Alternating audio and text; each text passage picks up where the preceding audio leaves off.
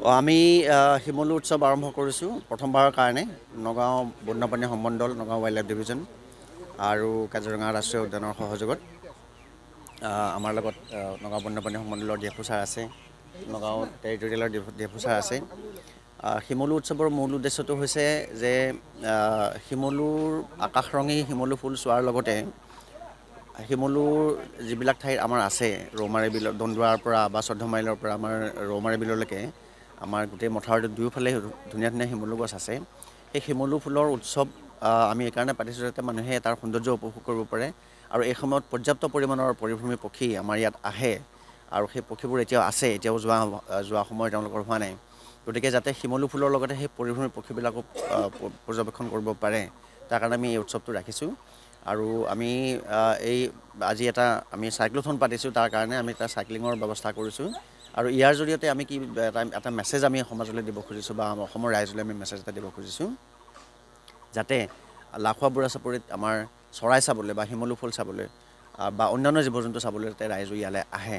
গতিকে ইয়াৰ মূল উদ্দেশ্যটো হৈছে পৰ্যটন যিটো আমাৰ উদ্যোগ লাখুৱা বুঢ়া চাপৰিক লৈ পেলাই আমি যিটো পৰ্যটন উদ্যোগৰ কথা চিন্তা কৰিছোঁ তাৰ প্ৰচাৰ আৰু প্ৰসাৰ, সেইটো হৈছে মূল উদ্দেশ্য। কিমান কিলোমিটাৰ আজি চাইক্লিং কৰিব?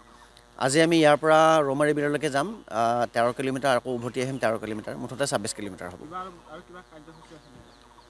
তাৰপিছত আহি পেলাই আমাৰ ইয়াতে আমি এখন সৰুকৈ মিটিং এখন কৰিম, ডিব্ৰিফিং এটা হ'ব। আমাৰ যিসকল চাইক্লিষ্ট থাকিব তেখেতসকলৰ কথাবোৰ ক'ব, কি তেওঁলোকে দেখিলে আৰু আমি যদি এই ধৰণৰ উৎসৱ যদি ভৱিষ্যতে পাতোঁ কি ধৰণৰ ইয়াত ইম্প্ৰুভমেণ্ট লাগিব, কি ধৰণে আমি ইয়াক আৰু প্ৰসাৰ আৰু প্ৰচাৰৰ কাৰণে আমি ব্যৱহাৰ কৰিব পাৰোঁ, এই সম্পৰ্কত তেওঁলোকৰ যিটো ফিডবেক এই ফিডবেকটো আমি ল'ম আৰু তাৰ পিছত আমি পৰৱৰ্তী কাৰ্যপন্থা হয়, এইটো প্ৰথমবাৰৰ কাৰণে কৰা হৈছে আৰু আমাৰ ইয়াতে আজি আমাৰ সৌভাগ্য যে আমাৰ বনমন্ত্ৰী মহোদয় আজি আমাৰ ইয়ালৈ আহিব। তেখেত আহি পাওঁতে কিছু পলম হ'ব, আমাৰ হয়তো 11টামান বজাত বনমন্ত্ৰী মহোদয় আহিব। গতিকে তেখেতেও আমাৰ এই গোটেই অনুষ্ঠানটো তেখেতেও চাব আৰু ইয়াৰ যিটো ফিডবেক চাইক্লিষ্টসকলে যিখিনি দিব সেইখিনি তেওঁলোকে বনমন্ত্ৰী মহোদয়েও গম পাব আৰু তাৰ ভিত্তিত তেওঁলোকে ব্যৱস্থা গ্ৰহণ কৰিব।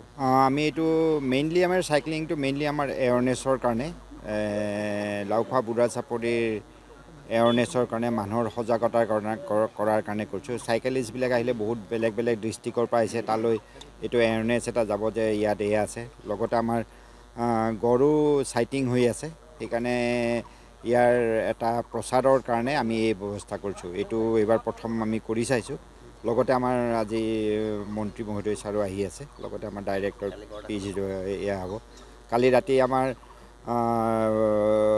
প্ৰিন্সিপাল তেখেত ইয়াত যাওঁতে ৰাতি IB লৈ গৈ থাকোঁতে গড়ো দেখা পাইছে, গড় কেইটামান এয়া হৈছে চাইটিং হৈ থাকে আৰু এইখিনি আৰু ইয়াতে আমি যোনটো চাইকেল ট্ৰেক কৰিছোঁ 13 কিলোমিটাৰ, আৰু 1 কিলোমিটাৰত আমি এখন বৰ্ড দি পেলাই তাত এৱাৰনেছৰ এটা মানে ব্যৱস্থা এনেকৈ সৰু চাইনবৰ্ড এখন মেছেজ এটা দিছোঁ যাতে সিহঁতে চাই যাব পাৰে। আৰু কিছুমান পইণ্টত আমি ৰাখিবলৈ বাইনকুলাৰ ৰাখিছোঁ, ষ্টাফৰ লগত বাইনকুলাৰ থাকিব, তেওঁলোকে চাইকেলিষ্টবিলাক গ'লে তাতে ৰখি চৰাইবিলাক চাব আৰু যোনকেইজন ষ্টাফ আছে ষ্টাফজনে চৰাইবিলাক চিনি পায়, তেওঁলোকে ক'ব পাৰিব যে এইটো চৰাই এইটো চৰাই, সেই বস্তুটো ক'ব পাৰিব। এইটো আৰম্ভ কৰিছোঁ। সহযোগ মানে আমি অনলাইন ৰেজিষ্ট্ৰেশ্যন কৰিছোঁ, গোটেই অসমকে এয়া হৈছে, গুৱাহাটীৰ পৰা আহিছে, তেজপুৰৰ পৰা আহিছে, যোৰহাটৰ পৰা আহিছে, বিভিন্ন ডিষ্ট্ৰিক্টৰ পৰা আহিছে, ওচৰৰখিনি আহিছে আৰু স্বেচ্ছাসেৱক ছাত্ৰ ছাত্ৰী আছে যোনে চাইকেলিং এয়া কৰি থাকে, যাৰ এয়া আছে তেওঁলোক মেক্সিমাম আহিছে আৰু বাকীখিনিতো তেওঁলোক অনলাইন ৰেজিষ্ট্ৰেশ্যন হৈছে, তেওঁলোকে কৰিছে, তেওঁলোকৰ থকাৰ ব্যৱস্থা কৰা হৈছে। তাৰপিছত আমি তেওঁলোকে ঘূৰি অহাৰ পিছত তেওঁলোকে কি পালে আৰু তাৰ সেইটো কিমান উন্নত কৰিব পৰা যাওঁ নেক্সট আমি চাম। আজিৰ কাৰ্যসূচীটো এতিয়া মন্ত্ৰী ছাৰ আহিব, আমাৰ যোন চব এয়া কৰিব, তাৰ ডাইৰেক্টৰ ছাৰ থাকিব, PCC ৱাইল্ড লাইফ থাকিব, এনেকৈ আমাৰ DFOবিলাক থাকিব।